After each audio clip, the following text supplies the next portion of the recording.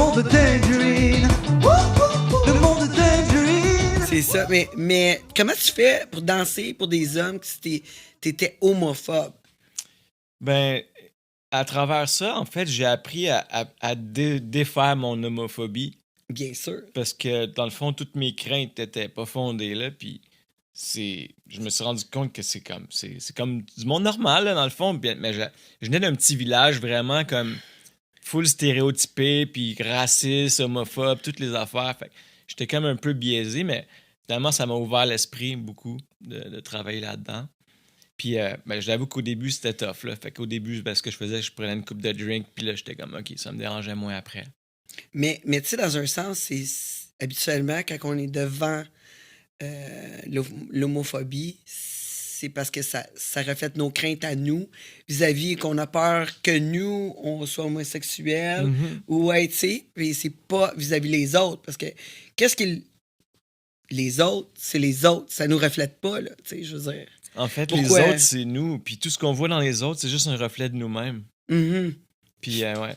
J'avais peur, dans le fond, c'est ça. J'avais peur moi-même d'être gay. Fait que ça me faisait peur, les gays. Parce que je me disais, si je suis gay, moi, ça veut dire, le monde va me juger parce que je suis gay. Dans le fond, c'était tout inconscient, là. C'était tous des programmes qui étaient de mon entourage, de De ton petit village. la psyché de Ouais. ce village-là, genre, qui était comme ancré dans moi. Je pensais, genre, gay, c'est mal ou quelque chose de même, là. Ouais, si, je, ouais. si je suis gay, je vais me faire rire de moi parce qu'il y en avait un à l'école, puis tout le monde riait de lui, tu sais. Puis je voulais pas être cette personne-là. Mm. Fait que c'était un peu pour ça, dans le fond, que j'avais comme une phobie. Puis après ça, je me suis rendu compte que il n'y en a pas besoin d'avoir une phobie là-dedans, pantoute. C'est ça, exactement. Mais ça s'est reflété par tes autres business par la suite. Parce que là, tu as commencé Montréal Amateur, mais tu étais déjà bon là, avec les ordinateurs, I guess. Parce que pour pouvoir développer un système comme ça, un réseau social comme ça, ben, c'est pas du jour au lendemain, là.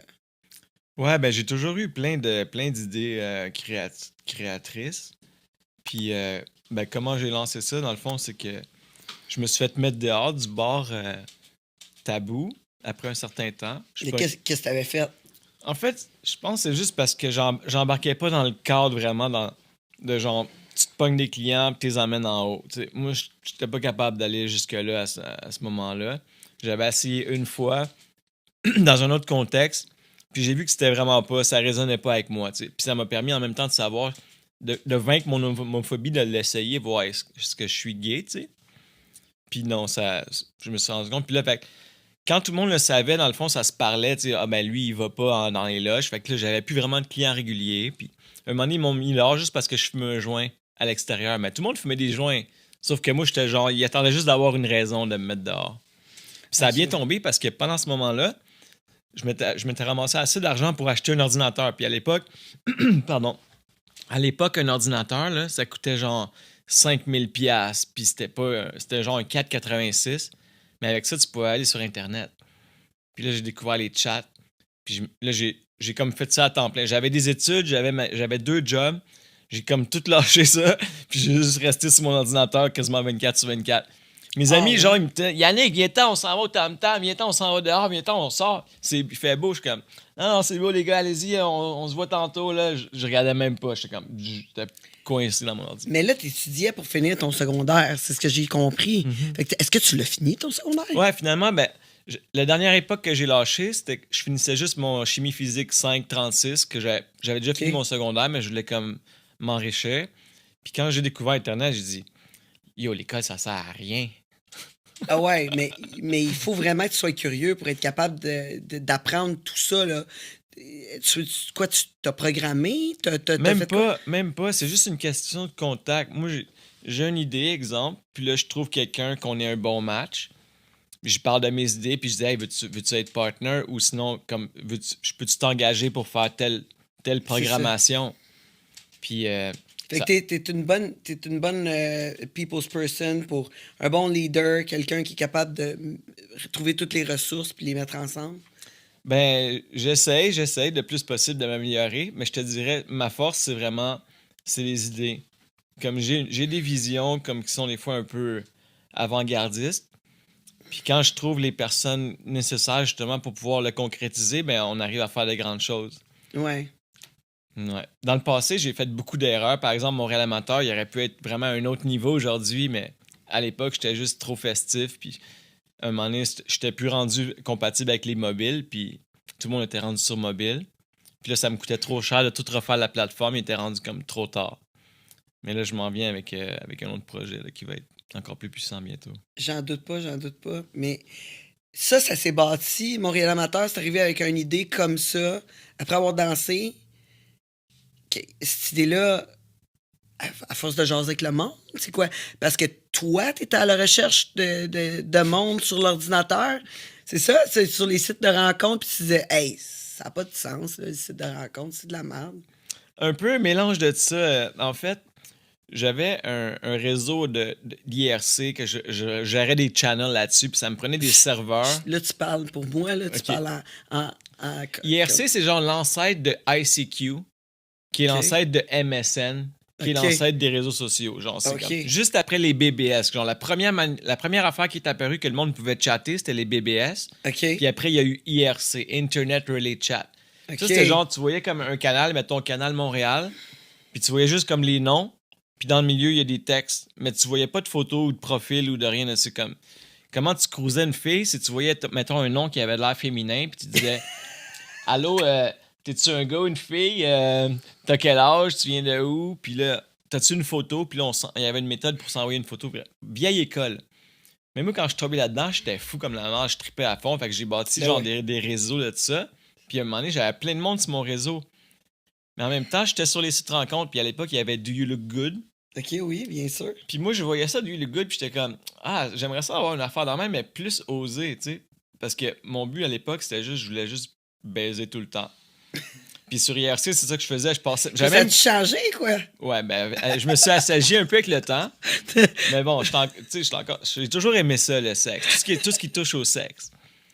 Puis là, j'avais même créé à l'époque un robot sur IRC qui envoyait des messages automatiques, genre, c'est quoi ton ASV, âge, sexe, ville? Puis quand j'arrivais chez nous, j'avais toutes les réponses. J'étais comme, OK, bah. Ah, OK, 18F Montréal. OK, salut. Comme. Puis là, après ça, je me dis, ça serait-tu cool d'avoir une place comme ça que tu peux chatter, connecter avec du monde, mais qu'au moins tu vois son profil. Tu sais, t'as pas besoin d'envoyer 10 000 messages. T'as pas besoin d'envoyer un message, mettons, à un gars si tu cherches une fille ou l'inverse.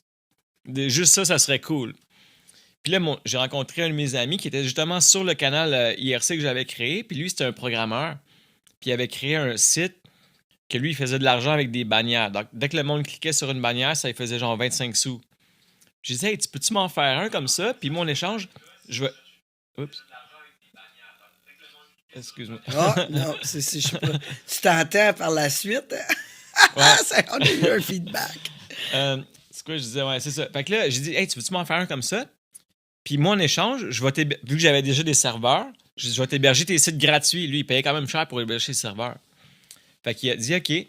Mais quand il a commencé à m'héberger le site, moi, j'avais toujours des nouvelles idées. Je suis comme, hey, tu veux-tu faire ça comme ça à la place, ça comme ça? Puis ça serait le fun qu'après ça, que le monde puisse s'abonner, puis eux autres aussi mettre des photos. Ça, c'était un peu ma manière de bypasser le copyright. Fait que dans le fond, c'était un peu comme exemple YouTube. Si quelqu'un met une vidéo qui n'a pas les copyrights, YouTube fait juste comme, OK, il y a une plainte, il ferme son account. Fait que c'était un peu ça mon idée de créer du contenu sans avoir les droits. Je fais juste downloader plein de contenu sur Internet, mais je créais un profil pour chaque contenu. C'était fake, dans le fond. Puis là, après ça, j'ai rentré le chat là-dessus, puis pendant un moment, je chattais avec moi-même. Je faisais juste comme faire s'il y avait de l'action dans le site. Puis à un moment donné, ben, il y a du monde vraiment qui se sont commencés à s'abonner puis à mettre leur contenu. Puis là, j'avais plus besoin de fake. Il y avait comme au début peut-être 500 abonnés, 200 fake. Après ça, il y avait comme 20 000 abonnés. Fait que les 200 fakes ne servaient plus à rien. Il y avait comme plein de monde. Puis ça a monté jusqu'à comme 350 000 abonnés. Quand même. Il y avait des shows de webcam des fois qui dépassaient 1000 personnes qui checkaient ça. Puis là, on a intégré les cams payantes puis toutes ces affaires-là. Vraiment avant-gardiste. Ouais, je me rappelle en avoir fait, mais. Oh, je me rappelle, on avait fait pas mal d'affaires ensemble. On là-dessus. faisait des parties aussi Ouais, des hebdomadaires, genre. Ouais. Ouais, c'était. Des gangbangs. Ouais. Ouais, et justement, je n'ai vu une la semaine passée, une couple de semaines passées, une fille que j'étais allé dans un gangbang. Ah ouais? Un de tes gangbangs, ouais, puis elle était là.